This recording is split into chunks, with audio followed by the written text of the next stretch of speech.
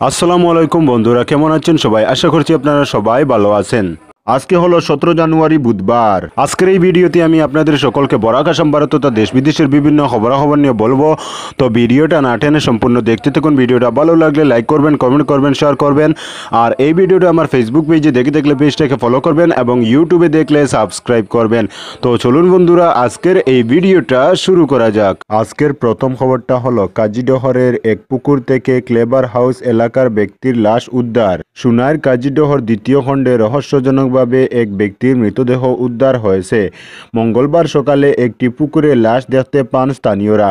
পরে সুনাই থানায় খবর দিলে ওসি মানস সন্দিকই দলবল নিয়ে ঘটনাস্থলে পৌঁছেন। এদিন দুপুরে ম্যাজিস্ট্রেট হুসেন মোহাম্মদ মুবিনের প্রাথমিক তদন্তের পর লাশটি উদ্ধার করে ময়নাতদন্তের জন্য শিলচর মেডিকেল কলেজ ও হাসপাতালে প্রেরণ করে পুলিশ।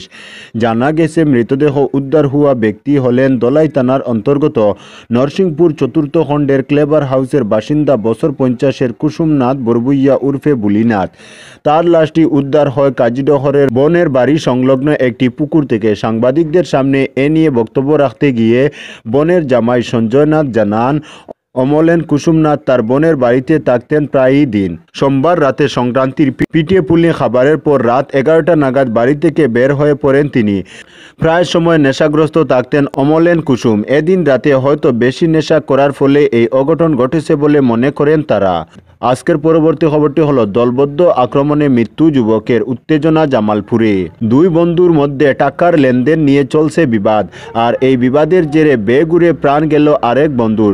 দলবদ্ধ আক্রমণে মৃত্যু ঘটল ওই যুবকের। এমন নৃশংস কাণ্ডে উত্তেজিত জনতা হত্যাকারীর বাড়ি ও গাড়িতে ভাঙচুর চালালেন। পরিস্থিতি তমতমে হয়ে উঠে। এই চাঞ্চল্যকর ঘটনাটি ঘটেছে সোমবার রাতে দলাই থানা অধীন জামালপুরে। পরিস্থিতি নিয়ন্ত্রণে রাখতে মোতায়েন করা হয়েছে পুলিশ ও সিআরপিএফ। দলবদ্ধ হামলায় মৃত্যু ঘটে 27 বছরের যুবক রিয়াজউদ্দিন লস্কর উর্ফে বাবুর। স্থানীয়রা জানান, জামালপুর পাকারপুল এলাকার বাসিন্দা সাকিব হোসেন লস্কর ও একই গ্রামের বাসিন্দা আনোয়ার হোসেন লস্করের মধ্যে পাওনা টাকাকে কেন্দ্র করে দীর্ঘদিন ধরে বিবাদ চলে আসছিল। সোমবার বিকেলে আনোয়ার হোসেন সহ কয়েকজন সে বাড়িতে না থাকার সময়ে তার মায়ের উপর প্রাণঘাতী আক্রমণ চালায়। এতে আহত হন তার মা। পরবর্তীতে সে আহত মায়ের চিকিৎসা করানোর পাশাপাশি বিষয়টি জানিয়ে প্রতিবেশী আনোয়ার হোসেন লস্কর ও অন্যান্যদের অভিযুক্ত করে দলাই থানায় একটি এফআইআর দায়ের করে। আহত মাকে বোনের বাড়িতে রেখে বাবু ও আরেক বন্ধুকে সঙ্গে রাতে বাড়ি ফিরছিল সাকিব। তখন 20-25 জনের একটি দল বিভিন্ন ধরনের অস্ত্রশস্ত্র নিয়ে অতর্কিতে তাদের উপর আক্রমণ করে। দলবদ্ধ আক্রমণে সাকিব ও আরেক বন্ধু পালিয়ে যেতে সক্ষম হলেও হামলায় গুরুতর আহত হয়ে মাটিতে লুটিয়ে পড়ে বাবু লস্কর। ঘটনা সংঘটিত করে স্থান ত্যাগ করে হামলাকারীরা। স্থানীয়রা আহত অবস্থায় বাবুকে উদ্ধার করে দলাই হাসপাতালে নিয়ে আসা হলে সেখান থেকে মেডিকেলে স্থানান্তর করা হয়, কিন্তু মেডিকেল পৌঁছার আগে বাবুর মৃত্যু ঘটে। মেডিকেলে পৌঁছার পর বাবু লস্করকে মৃত বলে ঘোষণা করা হয়।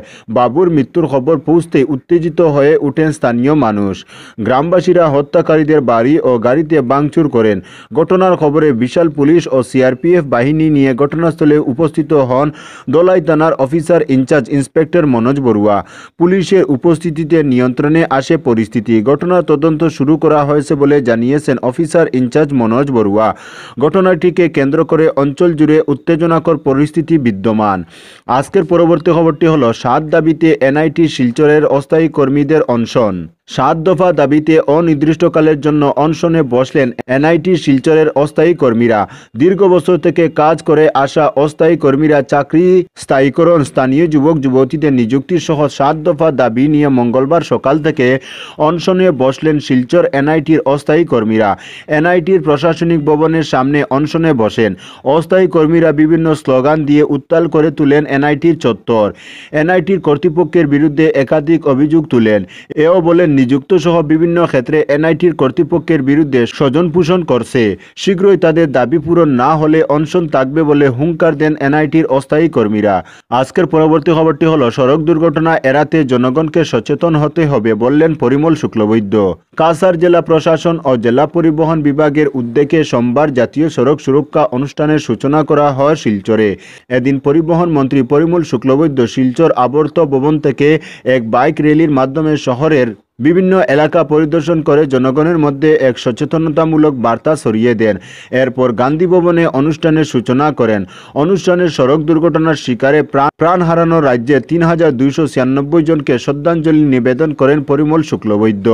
অনুষ্ঠানে বক্তব্য রাখতে গিয়ে মন্ত্রী বলেন, সড়ক সুরক্ষা নিয়ে তিনি রাজ্যের 11টি বিধানসভা কেন্দ্র সহ 33টি জেলায় বাইক র্যালির মাধ্যমে জনগণকে সচেতন করেছেন। গত 19 নভেম্বর থেকে শুরু হওয়া এই আন্দোলনে 4,307 কিলোমিটার যাত্রায় অনেকের অশ্রুজলের সম্মুখীন হয়েছেন তিনি। সড়ক দুর্ঘটনা থেকে রক্ষা পেতে কেন্দ্র ও রাজ্য সরকার প্রতি বছরই এ ধরনের সচেতনতামূলক অনুষ্ঠানের আয়োজন করে থাকে।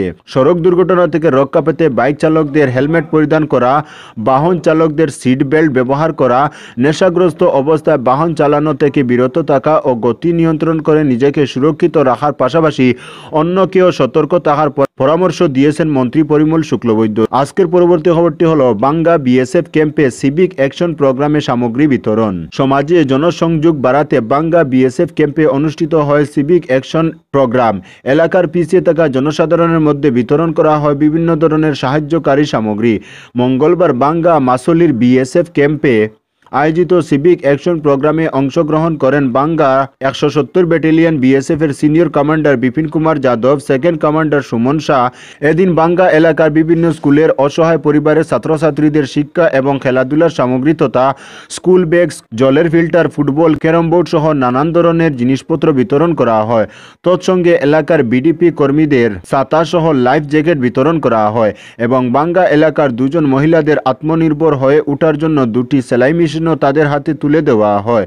তো বন্ধুরা, আজকের জন্য এতটুকু। পরবর্তী কোনো নতুন ভিডিওতে দেখা হবে, তখন অবধি ধন্যবাদ।